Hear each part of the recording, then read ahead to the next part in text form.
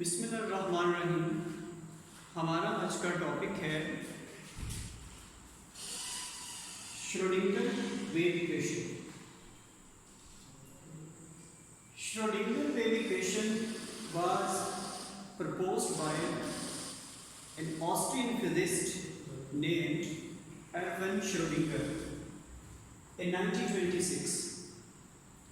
एक बात याद रखें, आज की जो मॉडर्न क्वांटम मैकेनिक्स है, इसकी अगर बेस कहा जाए श्रोडिंगर वेव इक्वेशन को, तो ये कहना गलत नहीं होगा। श्रोडिंगर वेव इक्वेशन से पहले हम क्लासिकल मैकेनिक्स को जानते थे, जिसका बानी न्यूटन था। तभी उस मोशन को, क्लासिकल मैकेनिक्स को आप न्यूटोनियन मैकेनिक्स भी कहते हैं या क्लासिकल मैकेनिक्स कहते हैं। लेकिन न्यूटन के बाद जिस शख्स ने माइक्रो पार्टिकल्स की मोशन को स्टडी किया, उनमें सबसे जो पहले नाम आएगा वो एर्विन श्रोडिंगर का होगा, जिसमें श्रोडिंगर वेव इक्वेशन पहली मोहर है क्वांटम मैकेनिक्स पे। श्रोडिंगर ऑस्ट्रियन फिजिसिस्ट था। 1926 में उसने अपनी इक्वेशन पेश की और ये पहला साइंटिस्ट था जिसने वेव मैकेनिकल मॉडल एटम का पेश किया। वरना श्रोडिंगर से पहले एटम के बारे में हमारी ये परसेप्शन थी कि इसके सेंटर में न्यूक्लियस है और बाहर इलेक्ट्रॉन्स हैं, और हम इलेक्ट्रॉन्स को पार्टिकल कंसिडर करते थे।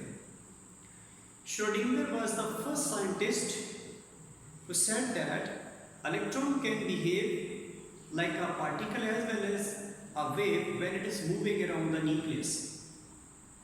और जब भी कोई इलेक्ट्रॉन न्यूक्लियस के गिर्द रिवॉल्व करेगा, ये अपनी एक वेव प्रोड्यूस करेगा। इसलिए आप एटम की स्ट्रक्चर को वेव मैकेनिकल मॉडल कहेंगे, यानी जिसमें एक इलेक्ट्रॉन एक वेव की शक्ल अडॉप्ट करता है। आप इस तरह देख सकते हैं। If this is a nucleus in the center of an atom, the electron which is revolving around that nucleus is revolving like a particle, but it is creating a wave, so it is also behaving like a wave। So ये standing wave जो है, ये nucleus के गिर्द बनती हुई नजर आएगी एक इलेक्ट्रॉन की मूवमेंट से। स्टैंडिंग वेव आप फिजिक्स में पढ़ते हो, जिसमें कंसेक्यूटिव क्रस्ट एंड ट्रफ्स आते हैं। दो कंसेक्यूटिव क्रस्ट और ट्रफ्स के दरमियानी फासले को आप लैम्डा यानी wavelength of the wave बोलते हो। सो स्टैंडिंग वेव्स क्रिएट होंगी। और according to Schrodinger, he proposed the dual nature of electron while it is moving around the nucleus। वैसे dual nature de Broglie was a scientist जिसने propose किया था wave nature को, और Max Planck was the scientist जिसने propose किया था particle nature को। But Schrodinger was the first scientist जिसने वेव पार्टिकल ड्युअलिटी का कॉन्सेप्ट यूज़ किया एक एटम की स्ट्रक्चर के लिए, एक इलेक्ट्रॉन के लिए। कि एक इलेक्ट्रॉन जब रिवॉल्व करेगा न्यूक्लियस के इर्द गिर्द, तो ये दो तरह की नेचर को अडॉप्ट करेगा। One will be the particle nature and second will be the wave nature. So ultimately Schrodinger के कॉन्सेप्ट के मुताबिक एटम एक पॉजिटिवली चार्ज न्यूक्लियस है, जिसके इर्द गिर्द इलेक्ट्रॉन एक स्टैंडिंग वेव प्रोड्यूस कर रहा है, और ये वेव सराउंड किए हुए है इस सेंट्रल न्यूक्लियस को। और अगर आप इलेक्ट्रॉन को ड्यूअल नेचर में कंसिडर करते हो, तो आपको ये बात जहन में रखना होगी, if electron follows the wave nature, then it should follow each and every property of wave which a wave can adopt. यानी एक इलेक्ट्रॉन अगर वेव नेचर अडॉप्ट करता है, तो इसकी तमाम प्रॉपर्टीज़ को वो अडॉप्ट करेगा, मनवन तस्लीम करेगा हर प्रॉपर्टी को जो कि एक वेव अडॉप्ट कर सकती है, whether it is reflection, it is refraction और इट इज़ डिफ्रैक्शन। तो ये हर प्रॉपर्टी को अडॉप्ट करेगा। तो एक इलेक्ट्रॉन वेव की तमाम प्रॉपर्टीज़ को अडॉप्ट करेगा। Ultimately here is electron should follow all properties of wave. Now it is the definition of Schrödinger wave equation that Schrödinger wave equation is a description of wave motion of electron electron wave. So what is the electron wave? Electron wave is the wave produced by the moving electron around the nucleus. So जो Schrodinger wave equation है, ये description है, एक बयानिया है electron wave का, जो कि एक इलेक्ट्रॉन प्रोड्यूस करता है किसके along the three axis, X axis, Y axis और जी एक्सिस, न्यूक्लियस के इर्द-गिर्द तमाम एक्सिस पे ये जो वेव है ये सराउंड करेगी इस nucleus. So now we will drive the Schrodinger wave equation. Schrodinger wave equation को ड्राइव करने से पहले हमें इसकी जो बेसिक इक्वेशन है उसको ड्राइव करना होगा, जिससे फर्दर आप डेरिवेटाइज करेंगे और फिर फाइनल इक्वेशन आप निकालेंगे. सो हम जब वेव मैकेनिक्स की बात करते हैं, यहाँ पे आपको दो तरह की मोशन को एसोसिएट करना होगा. आपको एसोसिएट करना होगा एक इलेक्ट्रॉन की सर्कुलर मोशन को उसकी स्टैंडिंग वेव इक्वेशन या स्टैंडिंग वेव मोशन के साथ, क्योंकि हम पहले पढ़ चुके कि जो इलेक्ट्रॉन है अगर इसको पार्टिकल से हटा के वेव नेचर में लेके आएंगे तो ये वेव नेचर में उन तमाम वेव की प्रॉपर्टीज जो है उसको फॉलो करेगा जो कि इसकी नेसेसिटी है.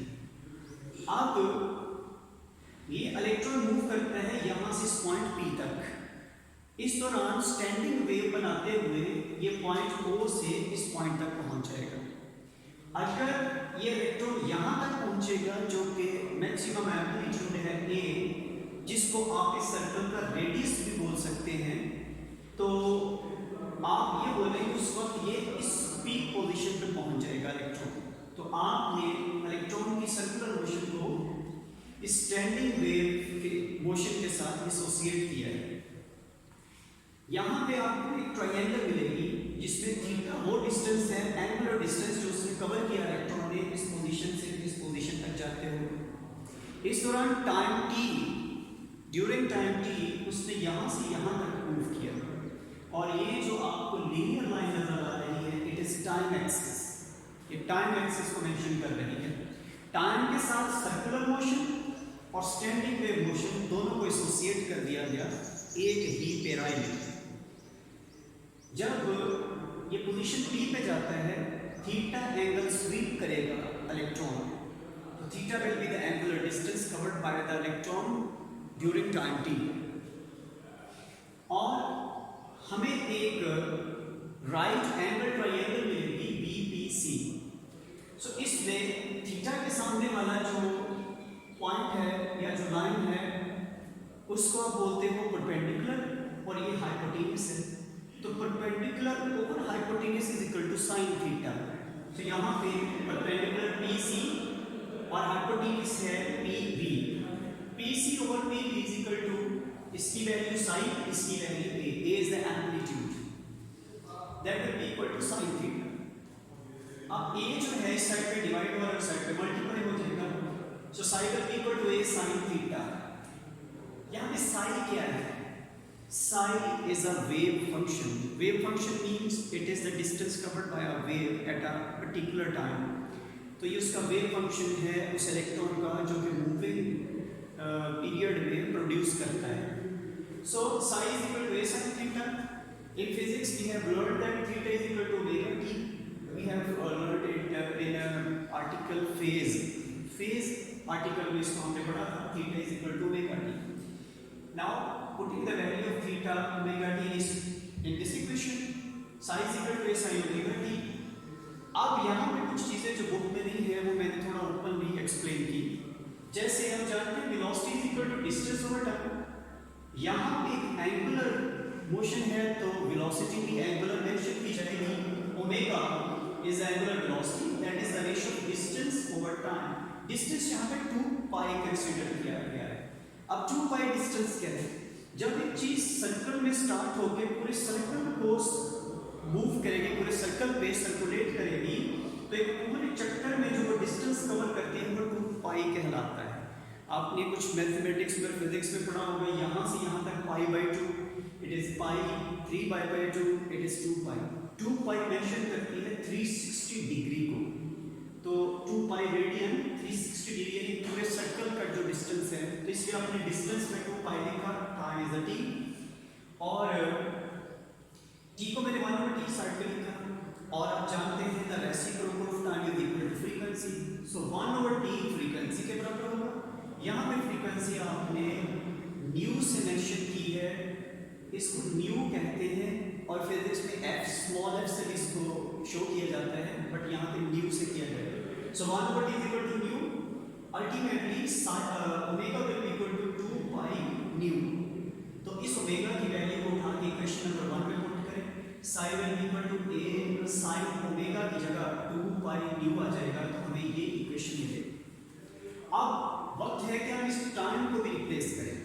हमें पता है velocity is equal to distance over time, time इधर आ जाएगा, वेलोसिटी उधर चली जाएगी। डिस्टेंस अगर उसने यहाँ से यहाँ तक x कवर किया, वेलोसिटी v है, ये लीनियर डिस्टेंस है x, 2 pi is angular distance, x is a linear distance, तो यहाँ पे t will be equal to x over v, तो यहाँ पे इस t की जगह x ओवर v पुट कर दिया गया।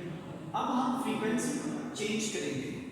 फ्रीक्वेंसी को चेंज करने के लिए आपको फिजिक्स के इक्वेशन का सहारा लेना पड़ेगा, v is equal to f lambda, that velocity is the product of frequency and wavelength, और wavelength आपको पता है the distance between one crust and one trough, या the distance between two consecutive crusts or consecutive troughs is called lambda। और जिस वक्त आप v is equal to new lambda लिखेंगे, यहाँ पे f की बजाय मैंने न्यू लिखा, मैंने पहले बताया फ्रीक्वेंसी को स्मॉल f से भी मेंशन किया जा सकता है और न्यू से भी मेंशन किया जा सकता है। और जिस वक्त आप इसको फाइंड आउट करेंगे that will be ratio of velocity over lambda. इस न्यू की वैल्यू को उठा के मैंने यहाँ पे पुट किया v ओवर लैम्डा, v से v यानी वेलोसिटीज कैंसिल हो गई, तो हमारे पास इक्वेशन आ गई psi is equal to a sin 2 by x over lambda. So ये हमारी बेसिक इक्वेशन है जो ग्रेजुएशन क्लासेस में स्टार्ट ही यहाँ से किया जाता है, लेकिन because it is a masters class तो हमने पहले साई की वैल्यू को, जो एक साई की बेसिक इक्वेशन है, और ये हमें कैसे हासिल होती है, ये एक वेव इक्वेशन है जिसको हमने इस फंक्शन में लिखा psi is equal to a sin 2 pi x over lambda.